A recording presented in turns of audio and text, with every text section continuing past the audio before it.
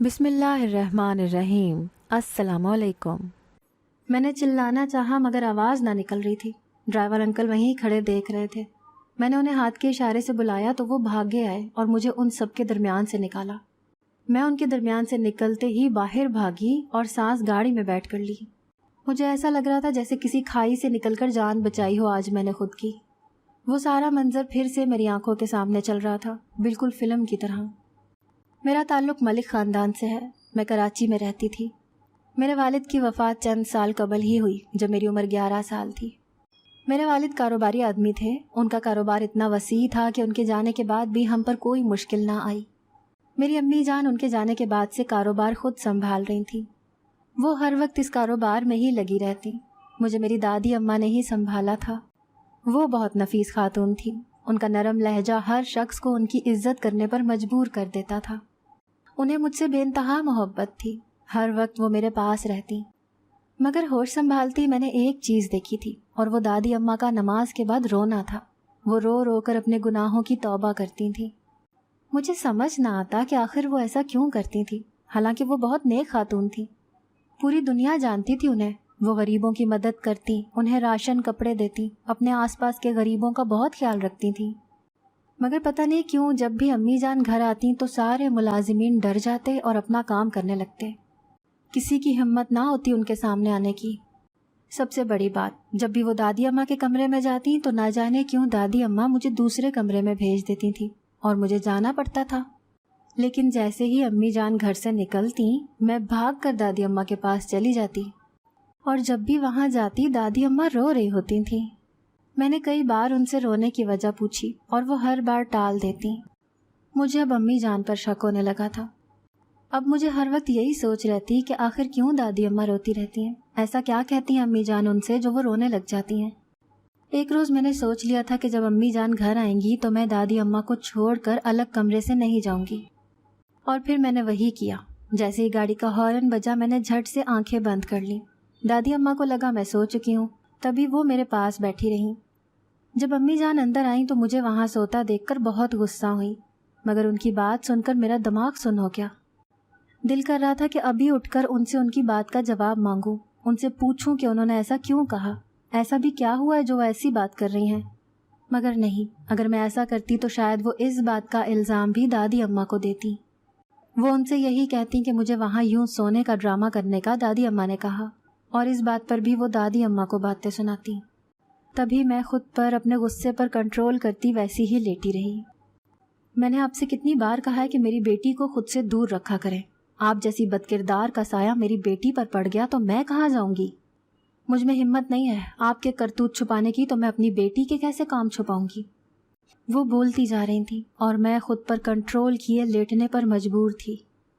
بہو ایسا نہ کہو میری بچی کو، اللہ نہ کرے یہ کسی غلط راہ پر لگے، دادی اماں نے تڑپ کر کہا۔ اللہ نہ کرے، مگر آپ تو یہی چاہتی ہیں نا کہ میری بیٹی کچھ ایسا کرے جس سے میں کبھی کسی کو منہ نہ دکھا سکوں، جس سے میرا سر جھک جائے۔ امی جان نے طنزیہ کہا تھا۔ مجھے صاف محسوس ہو رہا تھا دادی اماں رو رہی ہیں۔ اگلی دفعہ مجھے یہ بات دہرانی نہ پڑے، بہتر رہے گا۔ خیال رکھیں آپ اس بات کا اور دور رہیں میری بیٹی سے۔ امی جان کہہ کر چلی گئیں۔ ان کے جاتے ہی میں اٹھ بیٹھی۔ دادی اماں جو اپنے آنسو روک رہی تھیں مجھے دیکھ کر چونک گئیں۔ ان کے چہرے کا رنگ زرد پڑ گیا تھا۔ دادی اماں یہ کیا کہہ رہی تھیں امی جان، اور آپ نے انہیں روکا کیوں نہیں؟ میں نے غصے سے پوچھا۔ مجھے اس وقت کچھ سمجھ نہیں آ رہا تھا۔ تم جاگ رہی تھی؟ دادی اماں حیرت سے بولی۔ میں نے کچھ پوچھا ہے آپ سے، امی جان نے آپ کو اتنا گندا الزام دیا، پھر آپ نے انہیں جواب کیوں نہیں دیا؟ بیٹا تم چھوڑو اس بات کو اور اپنی ماں کے سامنے ذکر مت کرنا، ٹھیک ہے؟ ورنہ وہ مجھ پر بہت غصہ کرے گی۔ دادی اماں نے ہاتھ جوڑتے کہا۔ میں نے بے بسی سے انہیں دیکھا۔ وہ مجھے کچھ بتا کیوں نہیں رہی تھی؟ آخر کیا تھا جو وہ مجھ سے چھپا رہی تھی، اور کس وجہ سے؟ امی جان نے انہیں بد کردار کیوں کہا؟ میں ان سب سوالات کے درمیان پھنس چکی تھی۔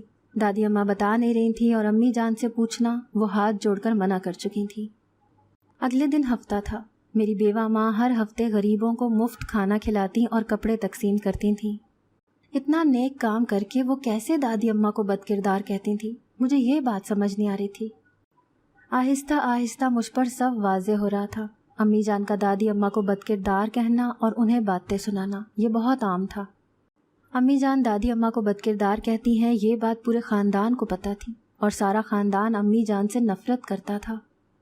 مجھے ان سب کے درمیان کوئی لنک نہ ملتا۔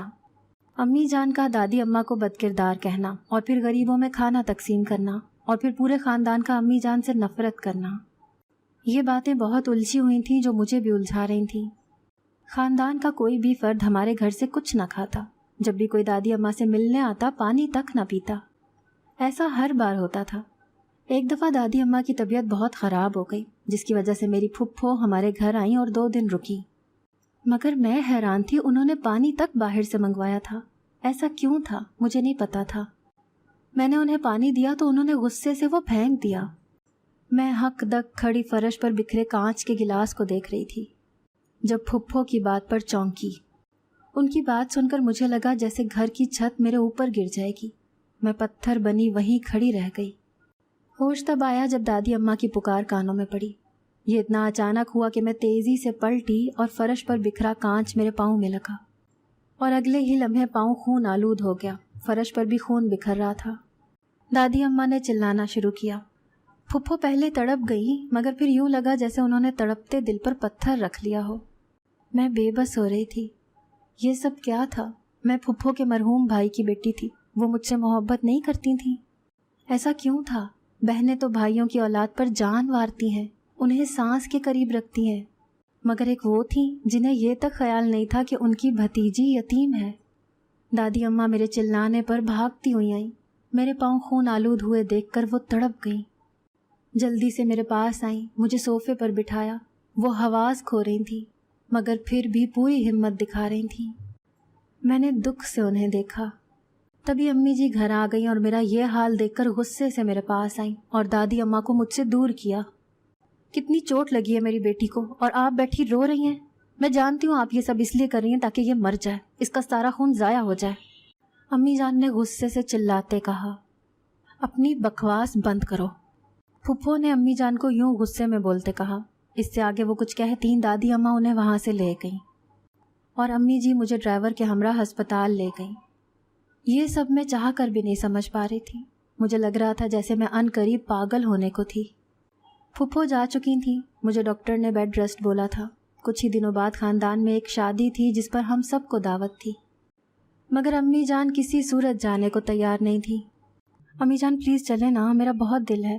میں نے التجا کرتے ہاتھ تک جوڑ دیے، مگر وہ مجھ کو اجازت دینے کے بجائے منہ موڑ کر چلی گئیں۔ میں کئی دن تک انہیں کہتی رہی مگر وہ نہ مانی۔ دادی سے بھی کئی بار پوچھا کہ آخر خاندان والے ان سے اتنی نفرت کیوں کرتے ہیں۔ ہر بار کی طرح اس بار بھی دادی نے بات ٹال دی تھی۔ میں روز اب یہ سوال ان سے کرتی، وہ مجھے خاص کچھ نہیں کہتی اور کام میں لگ جاتی۔ اب میں نے سوال کرنا چھوڑ دیا کیونکہ وہ ٹالنے کی بات کرتی تو مجھے اچھا نہ لگتا۔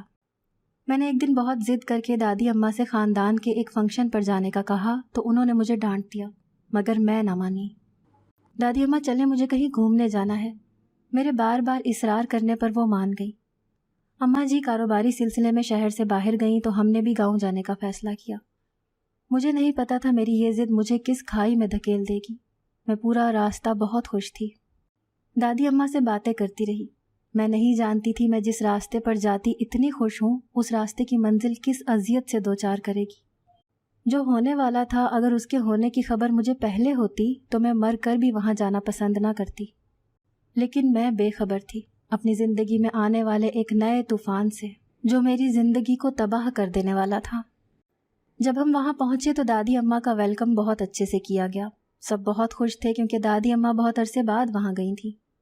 سب ان سے مل رہے تھے، کسی نے بھی مجھ سے بات کرنے کی کوشش دور، مجھے دیکھا تک نہیں۔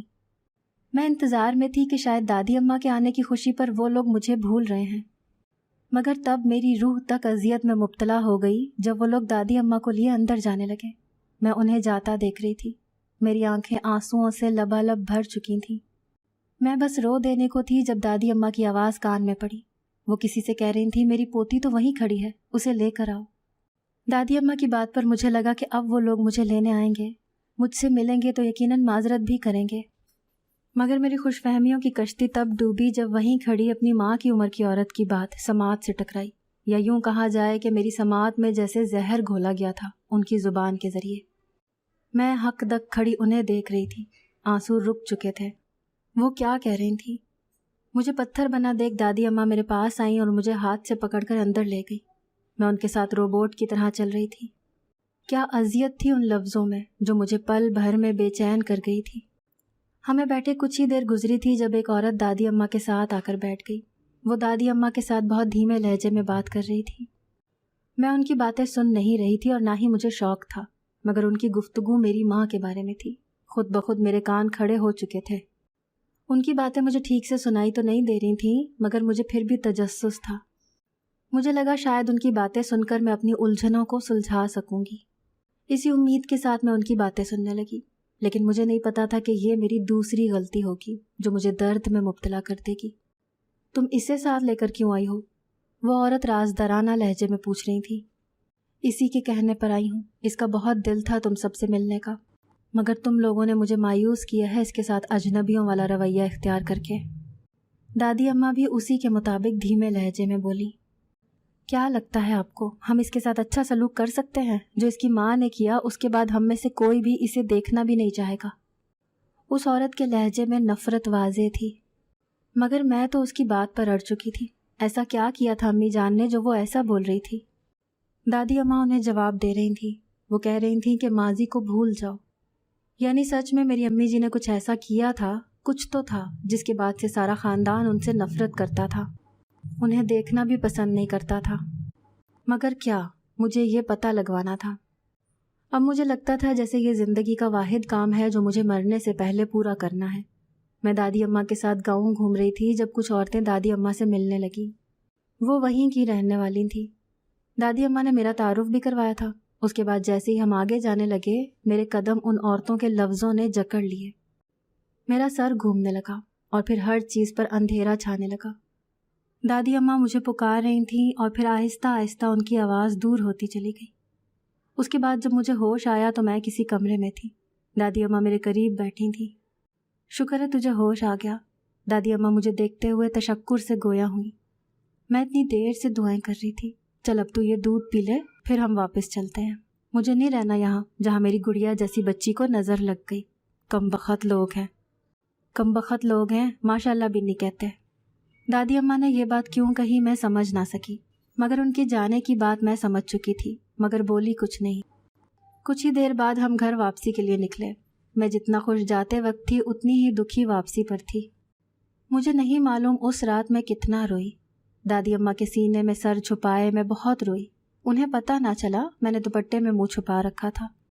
घर पहुंचते ही लड़खड़ाते कदमों से मैं अपने कमरे में पहुंची। मेरे लिए एक कदम चलना भी मुश्किल हो गया था। वो अल्फाज थे या खंजर जो मेरी रूह तक को छलनी कर चुके थे।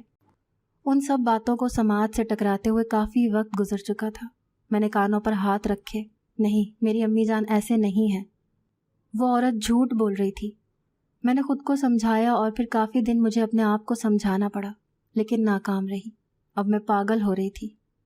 जब हमारे गांव जाने की खबर हुई थी तो तवक्को के ऐन मुताबिक अम्मा जान ने पूरा घर सर पर उठा लिया था। मुझे पता नहीं लग रहा था कि वो ऐसा क्यों कर रही हैं। मेरे साथ वो बहुत ज़्यादा अटैच हैं शायद इसीलिए। नहीं, वजह कुछ और थी। फिर आहिस्ता आहिस्ता सभी को मैं याद आने लगी थी, मगर मुझे किसी से कोई गर्ज नहीं थी। मेरे लिए जो तय हो चुका था वही काफ़ी था। मैं जानती थी मैं अपनी माँ के खिलाफ नहीं जा सकती और ना ही मैं कभी अपनी दादी अम्मा को दुख दे सकती थी। यूं ही ज़िंदगी के दिन गुजर रहे थे। जब एक रोज़ मैं कॉलेज से आई तो अम्मा बोली, मेरी तबीयत ठीक नहीं, आज तुम खाना बांट आओ। उनकी आवाज़ से पता चल रहा था कि वो ठीक नहीं है। अम्मी जान क्या हुआ, क्यों तबीयत ख़राब है? मैंने परेशानी से पूछा, मगर उनके जवाब पर मेरी सारी परेशानी उड़न छू हुई। तुम्हारी उस बदकिरदार दादी ने मुझ पर तावीज़ करवाए हैं, तभी दिन ब दिन मेरी हालत बिगड़ती जा रही है। मुझे उनकी बात पसंद नहीं आई थी, इसीलिए मैं खड़ी हुई। मैंने तुमसे कहा है जाकर खाना वगैरह तकसीम करके आओ। मैं ठीक नहीं हूँ, वरना खुद कर लेती जैसे शुरू से कर रही हूँ। अम्मी जान की बात पर मैंने पलट कर उन्हें देखा। मैं नहीं जा सकती थी सो इसीलिए मैंने उन्हें मना करना चाहा, मगर वो ज़िद पर अड़ चुकी थी। देखिए अम्मा, मैं कभी आपके साथ नहीं गई थी, ना ही आप कभी मुझे साथ ले जाने के हक़ में थी। मुझे नहीं पता वहाँ ये सब कैसे बांटना है। मुझसे नहीं होगा, इसलिए मुझे माफ़ करें आप। मैंने जान छुड़वानी चाहिए। ये बात सच थी। मुझे इन सब से उलझन होती थी, हर उस काम से जिस पर अमल करने का मेरी अम्मी जान कहती थी। لیکن ان کے کہے جانے والے لفظوں نے میرے قدم زنجیروں سے جکڑ لیے تھے۔ میں نے حیرت سے پلٹ کر انہیں دیکھا۔ کیا وہ میری ماں تھی؟ نہیں، کوئی ماں اپنی بیٹی سے ایسے نہیں کہہ سکتی۔ ماں تو بیٹی کو اپنے آنچل میں چھپا کر رکھتی ہے، وہ بھلا کیسے ایسا کچھ کہہ سکتی ہے؟ ماں تو ایسا خواب میں بھی نہیں سوچ سکتی تھی، تو وہ یہ کیسے کہہ چکی تھی؟ میرا دل کیا میں ان سے پوچھوں میں ان کی سگی اولاد ہوں یا نہیں، کیونکہ اس وقت مجھے لگ رہا تھا میں ان کی سوتیلی دور اولاد ہی نہیں ہوں۔ اب یہاں کیوں کھڑی ہو؟ جاؤ نیچے، ڈرائیور انتظار کر رہا ہے۔ ان کے کہنے پر میں مرے قدموں سے نیچے گئی۔ ڈرائیور انکل گاڑی کے سامنے کھڑے تھے، مجھے دیکھ کر سیدھا ہوئے، دروازہ کھول کر کھڑے ہو گئے۔ میں نہ چاہتے ہوئے بھی اندر بیٹھ گئی۔ کچھ ہی دیر بعد گاڑی رکی تو میں نے ناسمجھی سے ادھر ادھر دیکھا۔ وہاں کوئی دربار نہیں تھا، بلکہ ایک پرانا سا گھر تھا۔ انکل آپ مجھے کہاں لے آئے ہیں؟ ہمیں تو دربار نہیں جانا تھا، کھانا کپڑے وغیرہ تقسیم کرنے۔ میں نے حیرت سے ڈرائیور سے پوچھا۔ بیٹا بیگم صاحبہ یہیں آتی ہیں۔ ان کی بات پر مجھے شدید حیرت ہوئی۔ لیکن یہاں تو صرف یہ گھر ہے اور دیکھنے سے لگ رہا ہے یہ بہت پرانا ہے۔ میں نے انہیں اس گھر کو دیکھتے ہوئے کہا، یہیں جانا ہے آپ نے؟ ان کے جواب پر میں نے اس بات میں سر ہلایا اور اندر چلی گئی۔ جیسے جیسے قدم اندر کی طرف اٹھ رہے تھے میرا دل ڈر سے لرز رہا تھا، دھڑکنیں بے ترتیب ہو رہی تھیں۔ زندگی میں پہلی بار کہیں جانے سے دل منع کر رہا تھا، مگر مجھے جانا تھا، اندر جانا میری مجبوری تھا۔ اگر نہ جاتی تو امی جان ناراض ہو جاتی۔ ڈرائیور انکل میرے پیچھے تھے، ان کے پاس وہ سارا سامان تھا۔ گہرا سانس لے کر میں نے خود کو پرسکون کیا اور دروازے پر دستک دی۔ چند لمحوں میں دروازہ کھل گیا۔ اندر سے باہر کوئی نہیں آیا۔ دروازہ کس نے کھولا مجھے یہ بھی پتہ نہ چلا۔ میں نے دروازہ دھکیلتے ہوئے اندر قدم رکھا، جہاں نظر پڑتے ہی میرا اوپر کا سانس اوپر اور نیچے کا نیچے تھا۔ میں نے ایسا ماحول پہلی بار دیکھا تھا۔ موبائل استعمال کرنے کی اجازت مجھے اس وقت تک نہیں ملی تھی اور گھر باہر میں صرف پڑھنے کے لیے ہی جاتی تھی۔ بی بی چلے اندر؟ ڈرائیور انکل کی بات پر میں نے سر ہلاتے اندر قدم رکھے۔ مجھے لگ رہا تھا جیسے میں ابھی بے ہوش ہو کر گر جاؤں گی، مگر نہیں، ایسا کچھ نہ ہوا۔ دل کر رہا تھا بھاگ جاؤں، مگر یہ بھی میرے بس میں نہیں تھا۔ جب میں کھانا تقسیم کرنے ان کے قریب گئی تو دل دھک گیا، جب وہاں کے لوگ کھانے کی جگہ مجھے ہی کھینچنے لگے۔ میں نے چلانا چاہا مگر آواز نہ نکل رہی تھی۔ ڈرائیور انکل وہیں کھڑے دیکھ رہے تھے۔ میں نے انہیں ہاتھ کے اشارے سے بلایا تو وہ بھاگے آئے اور مجھے ان سب کے درمیان سے نکالا۔ میں ان کے درمیان سے نکلتی ہی باہر بھاگی۔ اس سے پہلے کہ میں وہاں سے نکلتی 2 آدمیوں نے مجھے پکڑ لیا اور ایک کمرے میں لے گئے۔ میرا سانس رک چکا تھا۔ میں نے خوف سے رونا شروع کر دیا۔ جب ایک کی بات پر میرے آنسو تھم سے گئے، میں بے یقینی کی کیفیت میں تھی اور اس شخص کو دیکھ رہی تھی۔ اس نے مجھے کہا کہ مجھے وہ کچھ دکھانا چاہتا ہے۔ میری اجازت دینے سے پہلے ہی وہ میرا ہاتھ پکڑے دوسرے کمرے میں لے گیا۔ وہاں جاتے ہی ایک عورت جو گود میں گڑیا رکھے اس سے یوں باتیں کر رہی تھی جیسے وہ کوئی انسانی بچہ ہو۔ تمہیں پتہ ہے اس کی یہ حالت کس نے کی؟ وہ شخص بولا۔ میں نے ترستی نظروں سے اس عورت کو دیکھا اور نفی میں سر ہلایا۔ تمہاری ماں نے۔ اس کے جواب پر میرے سر پر وہاں چھت گری تھی جیسے، اور پھر وہ خود ہی سب کچھ بتانے لگا۔ میں ہلنے کے قابل بھی نہ رہی تھی، یہ حال ہو چکا تھا میرا۔ وہ سب بتا چکا تھا، میں چاہ کر بھی وہ ساری باتیں قبول نہیں کر پا رہی تھی۔ جب اس نے کہا کہ اپنی امی سے پوچھنا کون ہے یہ پاگل لوگ، انہیں پاگل کس نے کیا ہے، وہ کہتا چلا گیا اور میں وہاں سے بوجھل قدموں سے نکلی اور سانس گاڑی میں بیٹھ کر لی۔ مجھے ایسا لگ رہا تھا جیسے کسی کھائی سے نکل کر جان بچائی ہو آج میں نے خود کی۔ وہ سارا منظر پھر سے میری آنکھوں کے سامنے چل رہا تھا، بالکل کسی فلم کی طرح۔ ڈرائیور انکل جیسے ہی آ کر گاڑی میں بیٹھے میں نے انہیں گھر چلنے کو کہا۔ وہ سارا سامان بانٹ آئے تھے۔ انہوں نے بتایا کہ وہ لوگ بے گھر ہیں اور کچھ لوگوں کو پاگل پن کا دورہ پڑتا ہے۔ لوگ کہتے ہیں ایسے لوگوں سے نیکی کرنے سے اوپر والا راضی ہو جاتا ہے۔ وہ جھوٹ بول رہے تھے۔ مجھے ایسا لگا ڈرائیور انکل کچھ اور بھی کہہ رہے تھے، مگر میں نے سنا نہیں۔ اگر ان دونوں کی باتیں جھوٹی تھیں تو آخر امی جان کیوں ان کو کپڑا کھانا وغیرہ دیتی تھیں؟ مجھے سب جاننا تھا۔ میں سیدھا دادی اماں کے پاس گئی اور ان کا ہاتھ اپنے سر پر رکھتے انہیں اپنی قسم دی تو وہ بولنے لگی۔ میرے شوہر کا کاروبار لاہور میں تھا اور ہم کراچی کے رہنے والے تھے۔ جب ہم لاہور آئے تو مجھے کوئی بھی کام کرنے کی عادت نہیں تھی کیونکہ شروع سے ملازمہ کا ہی کیا دیکھا تھا۔ میں نے اپنے شوہر سے ملازمہ کے لیے بات کی تو وہ مان گئے۔ یوں میں نے پڑوس میں کام کرنے والی عورت سے ملازمت کا کہا تو اگلے دن ایک جوان لڑکی میرے گھر آئی۔ وہ بہت خوبصورت تھی۔ اس کے یہ کہنے پر کہ وہ ملازمت کے لیے آئی ہے، اس کا حسین چہرہ مجھے حیران کر گیا، مگر میں نے اسے رکھ لیا۔ مجھے نہیں پتا تھا کہ میں نے اپنی زندگی تباہ کی ہے۔ اس کا پورا دن میرے پاس گزرتا تھا۔ وہ میری بہت خدمت کرتی تھی، ہر وقت اماں اماں کہہ کر پکارتی، میری ایک پکار پر کھڑی ہو جاتی۔ میں نے اس کی اسی محبت کو دیکھ کر اسے 24 گھنٹے اپنے پاس رکھنے کا فیصلہ کیا، اور یوں وہ میرے پاس شفٹ ہو گئی۔ اس کے رہنے کا طریقہ اچانک بدلنے لگا تھا۔ میں نے یہ بات نوٹ تو کی تھی مگر پھر نظر انداز کر دی۔ مجھے لگا میری نظر کا دھوکہ ہے، لیکن وہ دھوکہ میری نظروں کا نہیں تھا۔ میں نے اتنی عمر گزاری تھی لیکن پھر بھی نہ جانے میں کیسے بے وقوف بن گئی، اور پھر بنتی چلی گئی۔ میرا ایک ہی جوان بیٹا تھا جو ملک سے باہر پڑھتا تھا۔ اس کا آنا ہوا تو میں بہت خوش تھی، مجھے اس کی شادی کرنی تھی، مگر آہستہ آہستہ وہ اس ملازمہ کی محبت میں پھنستا چلا گیا۔ یوں وہ اس کے حسن کا دیوانہ ہو گیا۔ میں بہت پریشان ہو چکی تھی، یہ ناممکن تھا۔ ہم خاندانی لوگ تھے، ایسے کسی کے بھی ساتھ رشتہ نہیں بنا سکتے تھے۔ میں نے پہلے اپنے بیٹے کو سمجھایا لیکن اس نے میری ایک نہ سنی، تو میں نے ملازمہ سے بات کرنے کی ٹھان لی۔ یوں میں نے ملازمہ سے بات کی تو اس کے جواب پر ساتوں آسمان میرے سر پر گرے۔ اس کے ساتھ تعلق بنایا تھا ملازمہ نے، اب اگر اس نے چھوڑا تو وہ اسے برباد کر دے گی۔ میری تو دنیا ہی ہل چکی تھی۔ میرے بیٹے کو پوری طرح اپنے قابو میں کر کے وہ خوش، اور پھر اس نے بلیک میل کر کے میرے بیٹے سے شادی کر لی۔ میرا پورا خاندان اس شادی کے خلاف تھا، میں بھی۔ اس ملازمہ نے دھمکی دی کہ اگر میں نے اس کا ساتھ نہ دیا تو وہ مجھے بدنام کر دے گی۔ میں اس کا ساتھ نہ دے سکی، تبھی وہ مجھے بدکردار کہتی ہے۔ دادوں کی باتیں سن کر مجھے گاؤں کی عورت یاد آئی۔ ارے یہ اسی کی بیٹی ہے جس نے شادی سے پہلے ہی لڑکے کو پھنسایا تھا، تبھی تو یہ شادی ہوئی تھی۔ میں وہاں سے اماں کے پاس گئی اور ان سے سیم اسی طریقے سے پوچھا۔ میں نے جو کیا مجھے اس پر شرمندگی نہیں ہے، میں یہ کھانا ان بے سہاروں کو دے رہی ہوں جو میرے گناہ ہیں، معاف ہو جائیں گے، اماں نے اطمینان سے کہا۔ مگر وہ بھول گئی تھیں کہ کسی کا دل دکھا کر کوئی کبھی خوش نہیں رہ سکتا، اور ایسے لوگوں کا انجام کتنا برا ہوتا ہے۔ یہ تمہاری ماں کے پاس ملازم تھی، اسے پیسے چاہیے تھے، اس کے دونوں بچے بیمار تھے، مگر تمہاری ماں نے اسے تنخواہ دینے سے انکار کر دیا۔ یہ تڑپتی رہی، مگر تمہاری ماں پر اثر نہ ہوا، اور بیماری کا مقابلہ نہ کرنے پر اس کے بچے مر گئے۔ یہ تب سے یوں ہی بیمار ہے، اور تمہاری ماں نے اسے یہاں رکھا ہے۔ یہاں موجود سبھی تمہاری ماں کی وجہ سے پاگل ہیں۔ مجھے ان دونوں کی باتیں یاد آئیں تو میں نے دکھ سے ماں جی کو دیکھا اور یہ سوچ لیا کہ مجھے آگے کیا کرنا ہے۔ میں نے ایک کال کی اور پھر کچھ ہی دیر بعد میڈیا والے آئے اور اماں جان کو پکڑ کر لے گئے۔ میں نے خود گواہی دی تھی کہ وہ گھر کے ملازمین کے ساتھ کتنی ظالم ہے، اور باہر والوں کے ساتھ اچھا سلوک اپنی شخصیت کو باوقار دکھانے کے لیے کرتی ہے۔